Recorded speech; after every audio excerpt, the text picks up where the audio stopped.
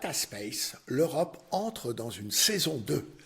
Après 5 ans de structuration, les espaces de données européens passent du concept au déploiement industriel. La 8e plénière du Hub France Gaia X, réunie à Bercy le 9 avril 2026, en donne la mesure. Il y a encore 2 ans, parler de data space dans un comité de direction générait des regards perplexes, voire ironiques. Le 9 avril dernier, au centre de conférence Pierre Mendès France du ministère de l'économie à Bercy, le sujet a réuni près de 200 participants issus de l'industrie, de la recherche et de l'administration publique. L'événement, organisé par le Hub France Gaia X, a confirmé que les espaces de données ont quitté la sphère des experts pour entrer dans l'agenda stratégique des industriels. C'est le signe d'une bascule du concept à la réalité. Et sa mise en place devrait être un élément clé d'une stratégie de gouvernance des données. Un événement qui faisait écho au Data Space Symposium 2026, organisé en février à Madrid par l'entité espagnole de GaiaX. Un data space n'est pas un lac de données centralisé, mais fédéralisé. Avant d'évaluer les progrès, il faut tordre le cou à une idée reçue tenace. Un espace de données, selon GaiaX, n'est pas un lac de données centralisé, c'est une architecture de fédération décentralisée où chaque participant conserve ses données dans ses propres systèmes et n'en partage que ce qu'il décide, selon des règles contractuelles et techniques définies collectivement.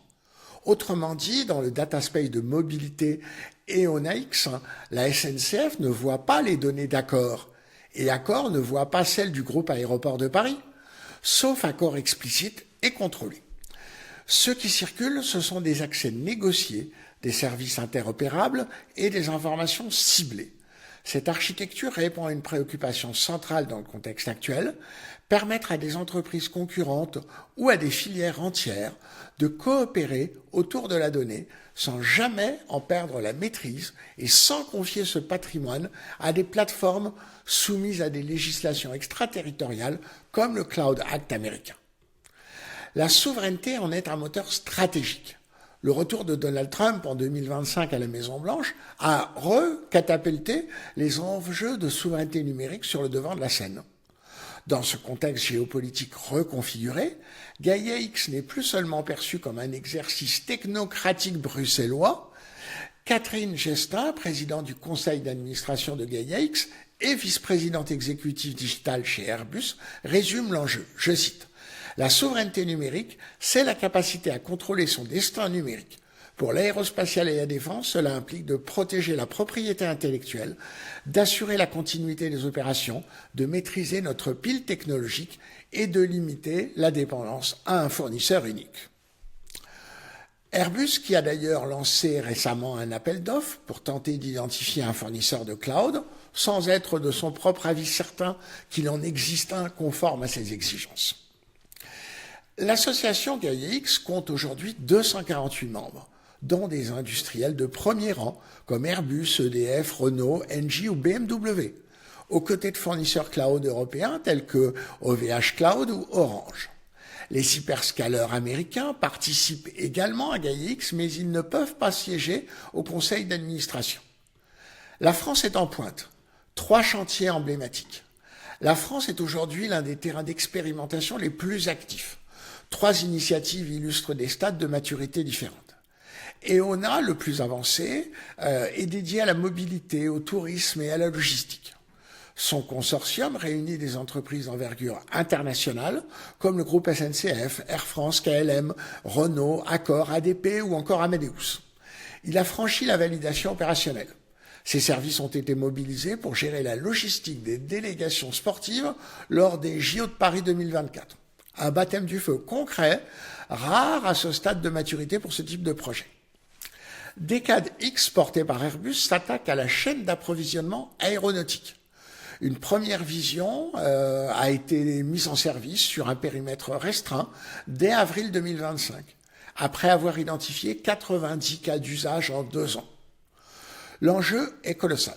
Airbus vise à embarquer 10 000 fournisseurs dans cet espace de données, en démontrant à chaque PME que la participation représente un bénéfice concret et pas seulement un avantage pour les grands donneurs d'ordre.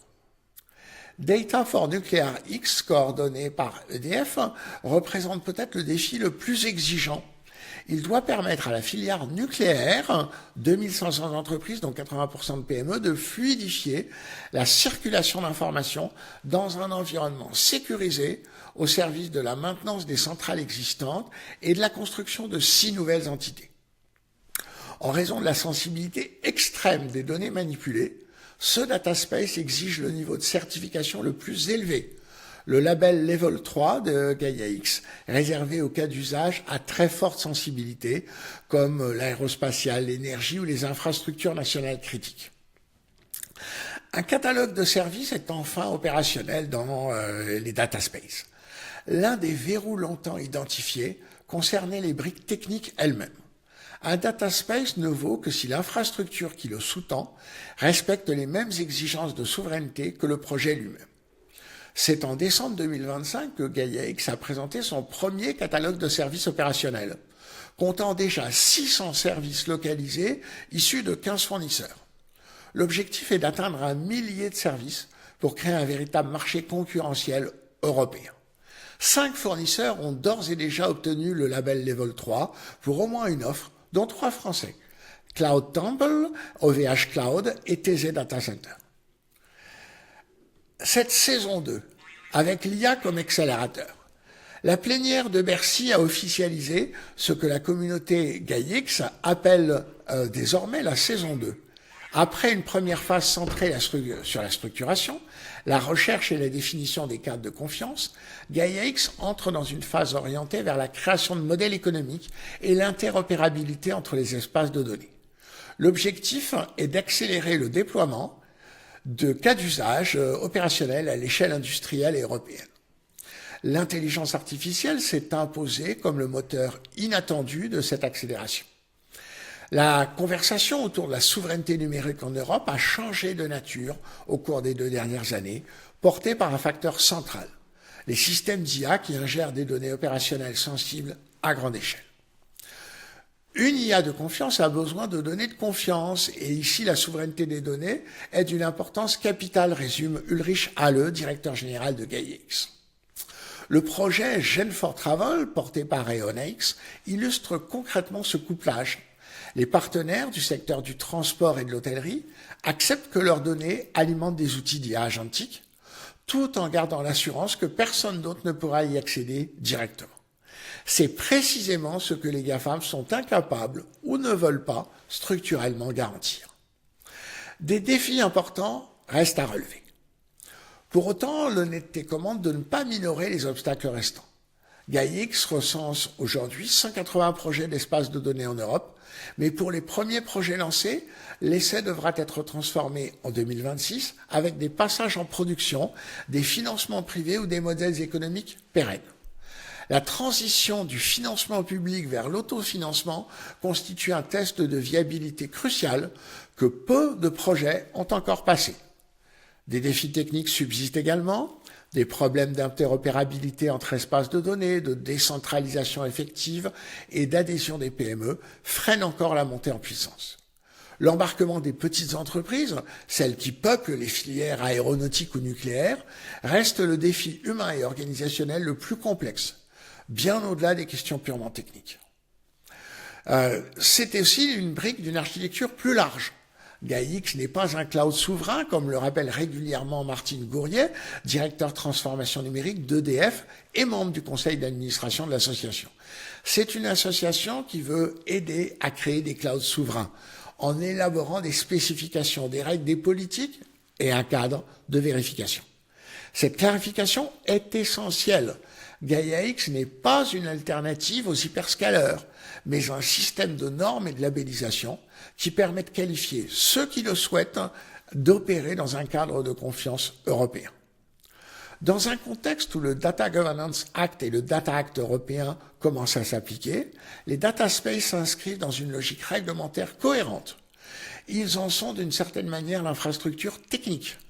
5 ans après son lancement, Gaia-X a réussi à faire quelque chose de difficile. Rendre la souveraineté numérique concrète, sectorielle, contractualisée. La saison 2 ne sera pas gagnée sur les tableaux de conférence, mais dans les ateliers de production, les salles de maintenance et les systèmes d'information des dizaines de milliers de PME européennes qu'il reste encore à convaincre. Et pour coordonner l'ensemble, le responsable de la gouvernance, avec ses casquettes de supervision du patrimoine informationnel et des conformités, est aux commandes.